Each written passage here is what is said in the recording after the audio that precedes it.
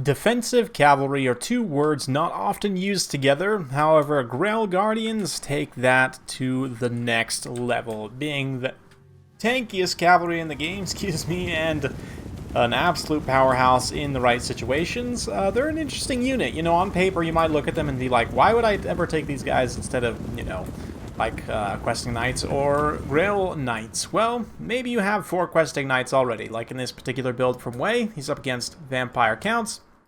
Got the Fey Enchantress, 4 questing knights, including the companions, whole bunch of mobs, spearmen, a few archers, Knights of the Lion-Hearted, Knights of the Realm there, and yeah, questings.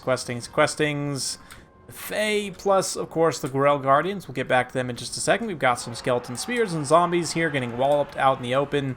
Looks like Kemmler plus double White King, and a couple Blood Knights as well. Some scaly spears, some more zomboys. This is the Devastation of Ostermark map. A little bit interesting in that it's kind of broken up between these different zones. That is going to allow the questing knights to come in here and just wreck some zombies. The spearmen will be able to come back and punch a little bit hard, though. But yeah, defensive cavalry. It's interesting. The Grail Guardians, more so than any other cavalry in the game, are skewed towards defense. There are some other comparable units like Chaos Knights with swords and shields. We'll get to that later on. But 56 melee defense plus 20% physical resistance. They also have an excellent health pool. Yeah, perfect vigor as well, which is huge. What that means is that their armor will stay high in the late game. Armor is one of the stats that gets degraded by low vigor, and as a result, heavy armor units will take more damage when they're tired. But as they are, Grail tier units, the Grail Guardians will not tire out, which is going to be absolutely huge against a faction that doesn't have the best melee stats in the world, like vampire counts, for example. In this particular build, obviously Blood Knights, very good charge, 78 charge bonus can potentially do some damage, but even in sustained combat, they only have 40 melee attack, plus their bonus versus large, which is definitely something, right? 22 bonus versus large, in fact, so what is that? 62 melee attack, effectively, which is obviously still pretty good chance to hit, but in terms of all cavalry units in the game, Grail Guardians are going to have the best chance of resisting. But in general, like the incidental damage from stuff like spearmen, like low tier spearmen, or even characters on dragons, I believe, like I want to say a lot of characters on Zombie Dragon have in the 40 to 50 range of melee attack, which again, the Grail Guardians, once the charge bonus is worn off, they'll be able to resist those attacks fairly well. But Way now moving in here, letting his opponent out into the open field. We've got these Blood Knights charging through. Going to potentially get screened out on some peasant mobs here. Enchantress just draining out this giant blob of stuff. It's totally fine. The Grail Guardians are going to get in there, come to her aid, though. And in fact, not double White King, but it is Lore of Vampires. Lore of Shadows of Vampire.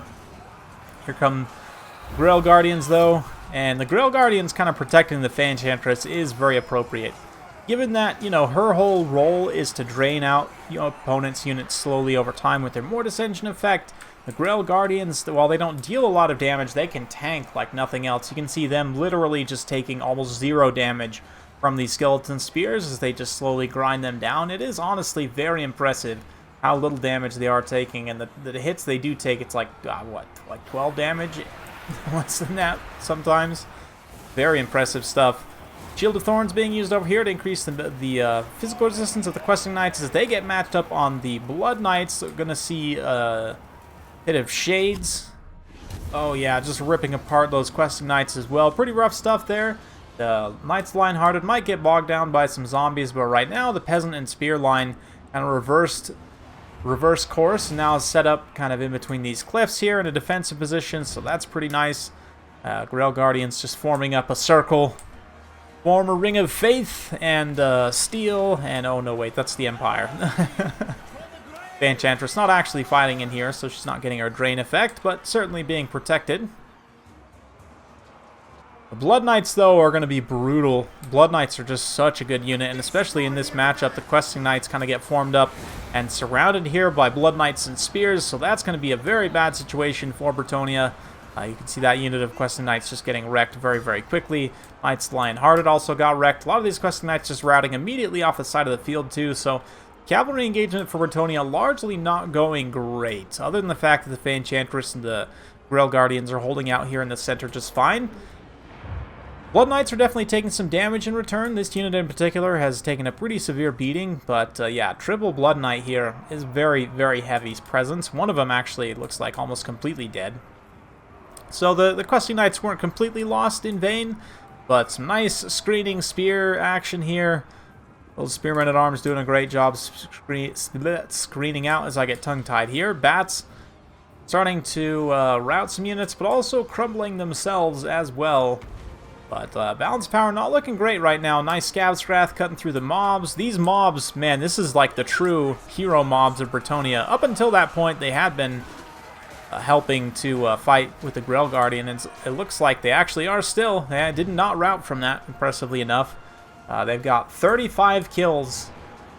Holy mobs. What is 35 kills on zombies? Yeah.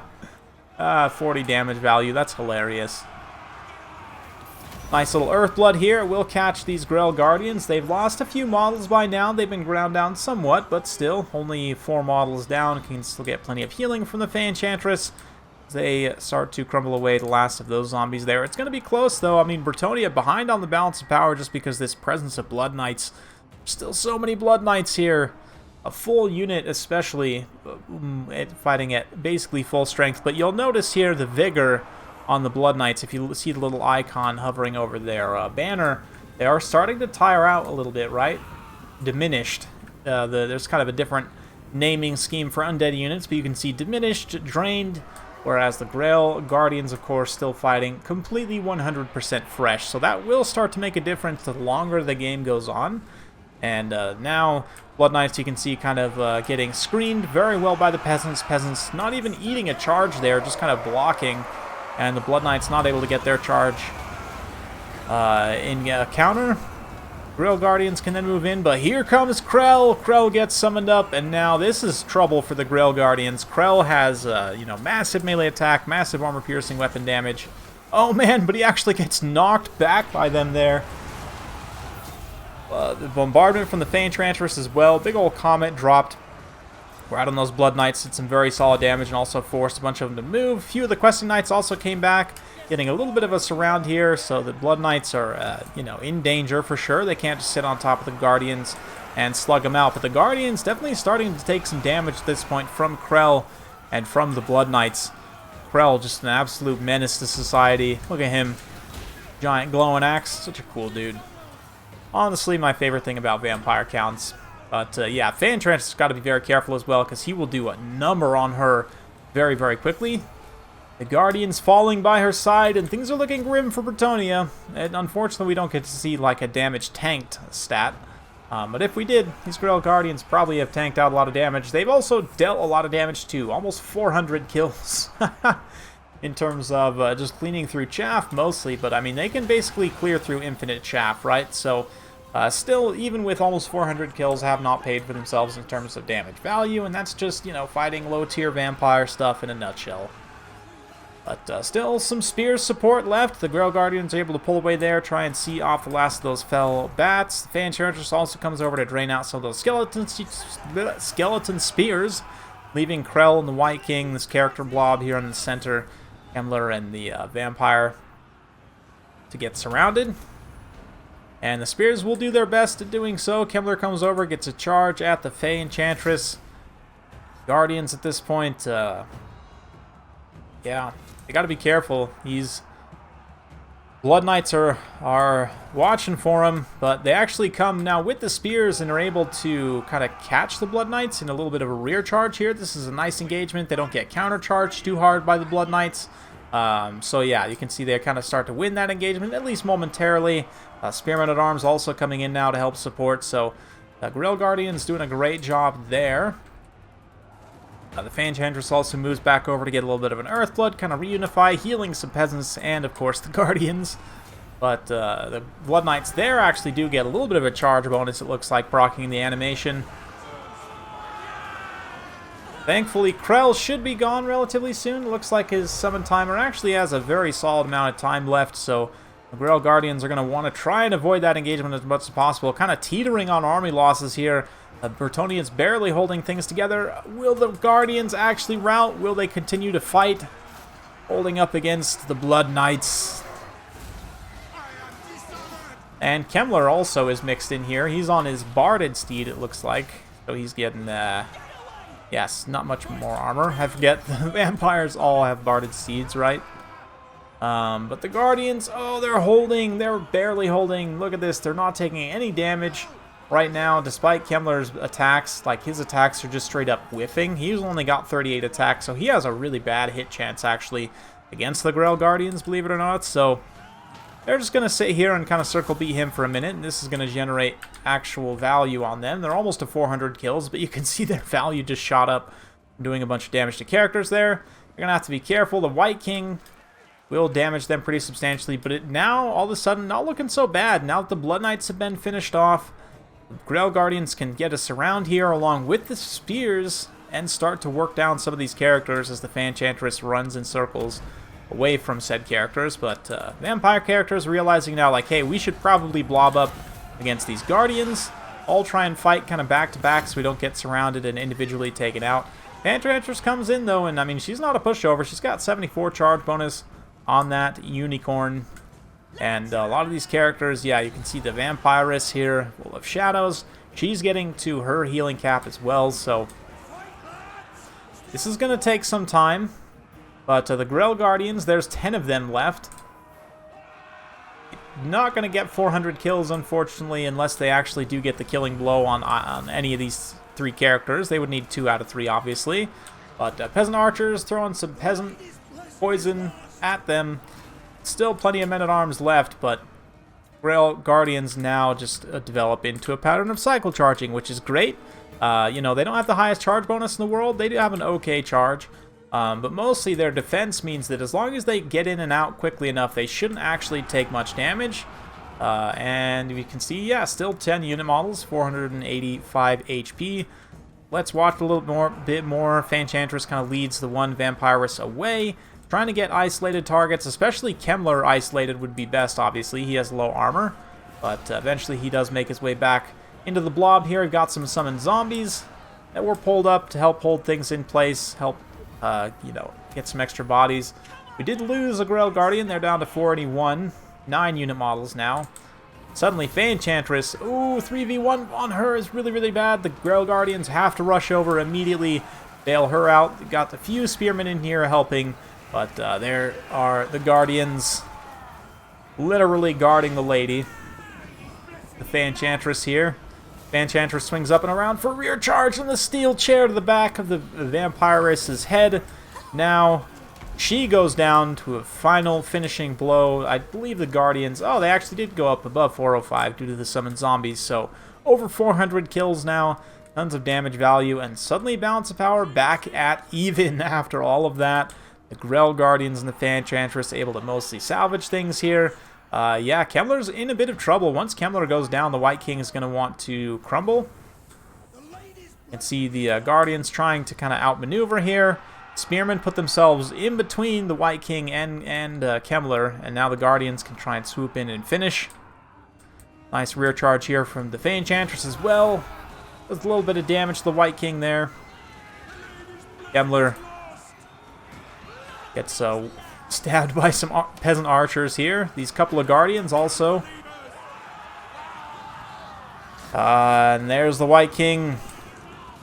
This goes on for some time, so we'll continue to fast forward.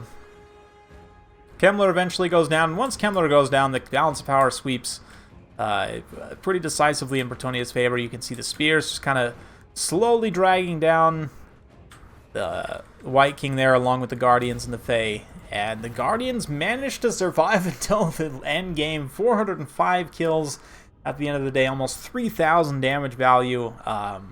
Yeah, normally you don't see a ton of damage value on them, but actually, you saw early on they got a ton of kills, didn't actually get a ton of value, just clearing through chaff, which in terms of gold value isn't great, but tactically, I mean, that is very nice to be able to get rid of those chaff units in order to take out the Blood Knights. Very, very important. And then in the late game, obviously, just having the stats to actually fight these characters, and the Perfect Vigor was a huge, huge part of that.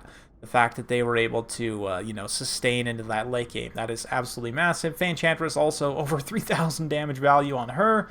Absolutely insane. 19,000 damage dealt. I mean, the Mortis Engine effect is very real.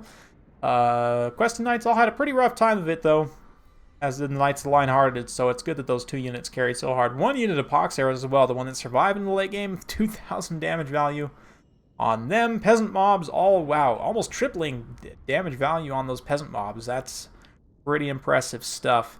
Spearmen-at-Arms all trading very cost-effectively here as well. And oh man, look at this! Spearmen-at-Arms, 1,200 damage value on a Spearmen-at-Arms. That might be the best performance I've ever seen from them. So overall, very nicely done to Wei. Very close game too. Well played to his opponent here. Kemmler and Krell obviously doing a number. Nice damage value too from the Vampirus of Shadows. You don't always see them taken, but decent job there. The Spearmen also contribute to the fight. Blood Knights all like 2,000 damage value almost or more. So that's great stuff there. Fellbats also doing their thing. Get some nice damage. Routing units.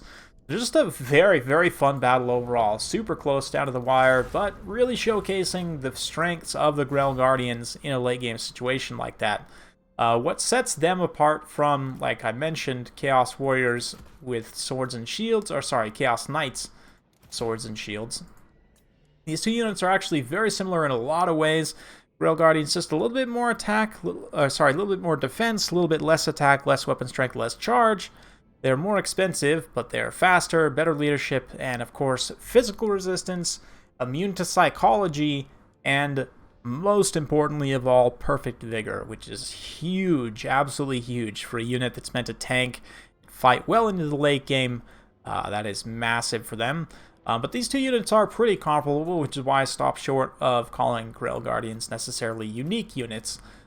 Dread Knights are also kind of here. They're a little bit different in that they're more of a balanced stat profile. They have less models, armor piercing damage, but 120 armor nonetheless. You know, heavy cavalry, so there is some comparison perhaps there. But Grail Guardians, definitely an awesome unit, one that you should probably see more of, but against grind factions like Vampire Counts, probably the best use case for them. So hopefully you guys enjoyed watching that. If you like this sort of content, be sure to like, subscribe, hit that bell notification. Every time I upload a new video, you'll be notified. Thanks again. See you next time.